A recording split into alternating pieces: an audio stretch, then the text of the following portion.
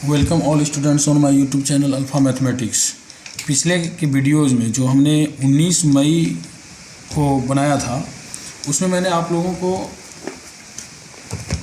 दिए गए समीकरणों के यानी जो भी समीकरण यहाँ पर एक्सरसाइज 8.1 में दिया गया था, इसमें 2 चर वाले रैखिक समीकरण और 3 चर वाले रैखिक समीकरण दोनों से एक्स वाई और एक्स वाई जेड का मान निकालने के लिए मैंने आप लोगों को बता दिया था और मैंने आप लोगों को कहा था कि आप लोग इसी प्रकार से टाइप 1 पूरे बना सकते हैं। 7 नंबर में भी जो क्वेश्चन आपको दिया हुआ है, solve the following system of equation using matrix, ये प्रश्न भी आप लोग इसी प्रकार से जिस प्रकार से आपने टाइप 1 बनाया उसका यूज करते हुए आप दिए गए समीकरण के एक्स वाई जेड के वैल्यू को निकाल सकते हैं। 8 नंबर में दिया गया question, examine the consistency of the following system of equation, यानी दिए गए समीकरण के कंसिस्टेंसी की जांच करें। कंसिस्टेंसी का मतलब हो जाता है संगतता की जांच करना है।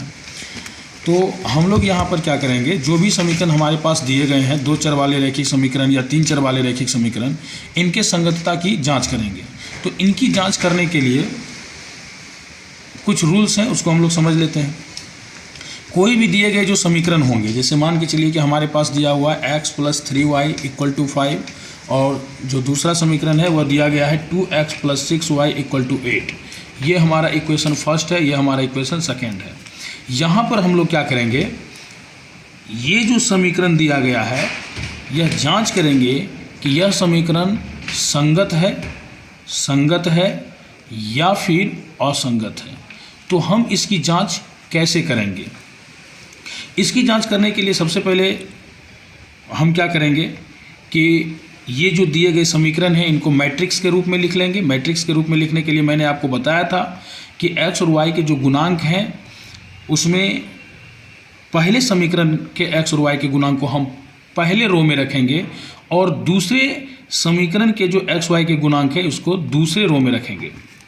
इसके बाद मैंने कहा था कि जो चर मान है x और y उसको दूसरे मैट्रिक्स में कॉलम में रख लेंगे और जो हमारा कांस्टेंट वैल्यू है 5 और 8 इसको हम लोग तीसरे अवयव p में रख लेंगे। अब यहाँ पर हम लोग क्या करते थे, इस तरह से इसलिए हम लोग रखते हैं ताकि जब हम a और x को गुना कर दें तो गुना करने के तदुपरांत ये इक्वेशन हमें फिर से प्राप्त हो जाए। a और x को गुना कर जब उसको b के इक्वल कर देते हैं तो गुना करने के उपरांत हमें फिर से यह इक्वेशन प्राप्त हो जाता है।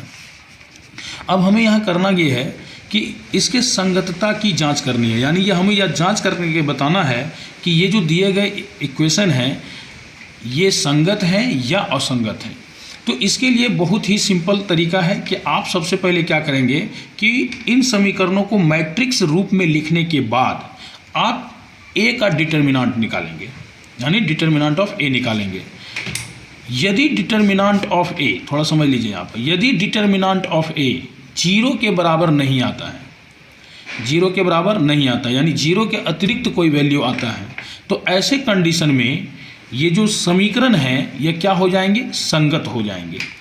ऐसे कंडीशन में जो समीकरण है वह क्या हो जाएंगे, संगत हो जाएंगे।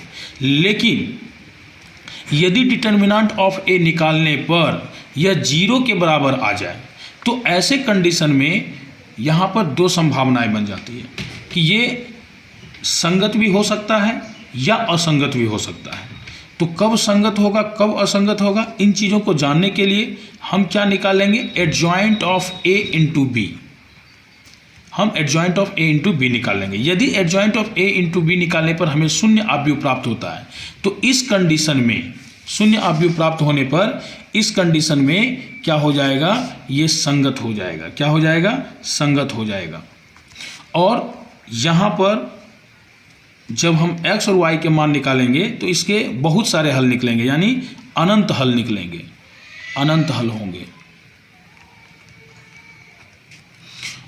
लेकिन यदि हमने adjoint of a into b निकाला और ये 0 के बराबर मतलब शून्य अवयव प्राप्त नहीं हुआ तो इस कंडीशन में यह क्या हो जाएगा, असंगत हो जाएगा और इस परिस्थिति में कोई भी हल नहीं होगा, अर्थात इन समीकरणों को हल करना संभव नहीं होगा, कोई भी हल नहीं होगा। अर्थात इस कंडीशन में हम समीकरण को हल करके x और y का मान प्राप्त नहीं कर सकते हैं। अब यहाँ पर इस कंडीशन में यदि हम समीकरण को हल करेंगे, यानी डिटर्मिनेंट ऑफ ए मैंने निकाला और यह शून्य के बराबर नहीं आया, तो इस कंडीशन में मैंने आपको बता दिया कि संगत होगा। लेकिन अगर हल की बात करें तो इसके एक और केवल एक हल होंगे, अर्थात अद्वितीय हल होंगे, एक और केवल एक हल होंगे, एक और केवल एक हल होंगे। तो आइए इसको हम लोग यहाँ पर थोड़ा सा देख लेते हैं कि ये जो दिया गया समीकरण है ये संगत है या असंगत है। तो यहाँ पर हम क्या करेंगे, पहले 1 2 2 6 इसका हम डिटर्मिनेंट वैल्यू निकालते हैं। तो डिटर्मिनेंट वैल्यू यदि हम निकालें तो आ रहा है 6 - 4 = 2। यहाँ पर हम देख रहे हैं कि जो डिटर्मिनेंट ऑफ ए आया है यह 0 के बराबर नहीं है, 0 के बराबर नहीं है, क्योंकि यहाँ पर इसका जो डिटर्मिनेंट वैल्यू है वह 2 आया है। तो यहाँ लिख लेंगे चूंकि determinant of A not equal to 0, अतः दिए गए समीकरण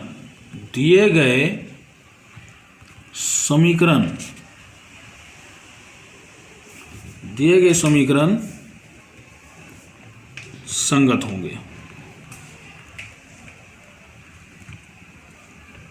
होंगे, और यदि कहा जाए कि यदि हम x और y का वैल्यू निकालें, तो जब हम x और y का वैल्यू निकालेंगे तो हमें कितना इसका मान प्राप्त होगा, एक और केवल एक मान प्राप्त होगा। यानी आप आराम से इसको हल करके x और y का मान निकाल सकते हैं। इसको हम थोड़ा और फ्रेश करके लिख देते हैं कि यदि किसी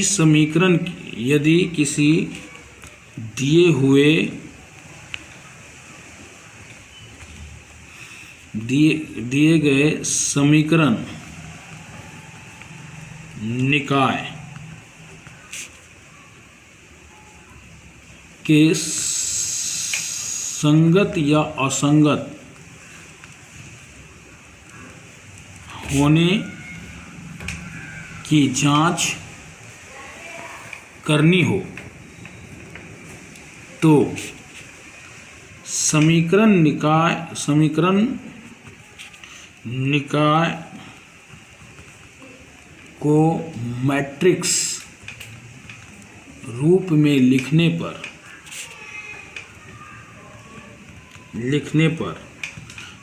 डिटर्मिनेंट ऑफ ए निकालते हैं। अब यहाँ पर डिटर्मिनेंट ऑफ ए जब निकालेंगे तो कई कंडीशन होंगे। तो फर्स्ट कंडीशन में हम चलते हैं, यदि डिटर्मिनेंट ऑफ ए 0 के बराबर नहीं हो, नॉट इक्वल टू 0, तो समीकरण निकाय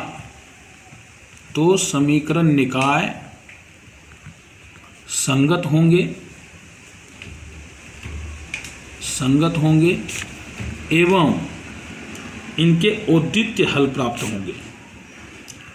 अद्वितीय कहे तो एक और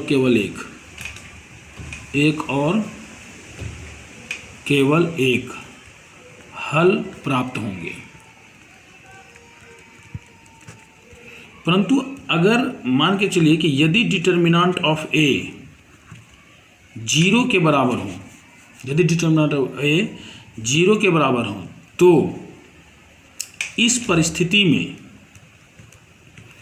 परिस्थिति में एडजॉइंट ए इंटू बी निकालते हैं। अब यहाँ पर भी दो कंडीशन होगा। तो कंडीशन नंबर ए, यदि adjoint of A into B शून्य मैट्रिक्स यानी 0 मैट्रिक्स के इक्वल हो, यदि adjoint of A into B equal to O अर्थात शून्य मैट्रिक्स हो, तो समीकरण निकाय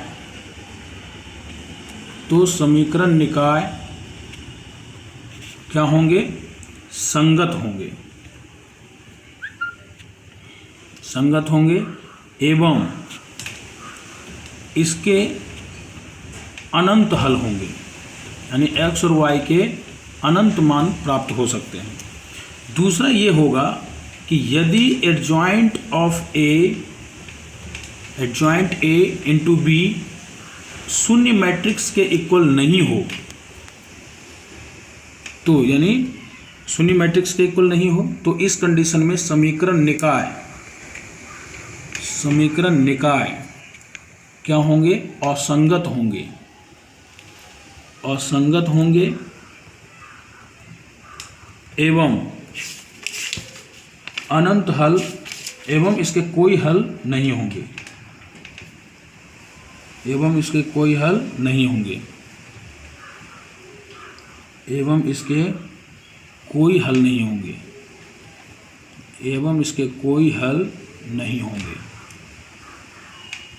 तो इन कंडीशन के जरिए आप क्या कर सकते हैं, यह साबित कर सकते हैं कि जो दिए गए समीकरण हैं वह समीकरण निकाय संगत होंगे या असंगत होंगे। यहाँ पर जैसे कि मैंने आपको एग्जाम्पल के सहारे बता दिया है कि डिटर्मिनेंट ऑफ ए जब हमने यहाँ पर निकाला तो क्या प्राप्त हुआ 2, जो कि 0 के इक्वल नहीं है, अतः यह समीकरण निकाय कैसा हो जाएगा, तो संगत हो जाएगा। ये समीकरण निकाय क्या होंगे, संगत होंगे। इसको एक दूसरे एग्जाम्पल से भी हम लोग यहाँ पर समझ लेते हैं। दूसरा एग्जाम्पल हम ले रहे हैं, इसे मान के चलिए कि दिया हुआ है x + 2y = 2, 2x + 3y = 4।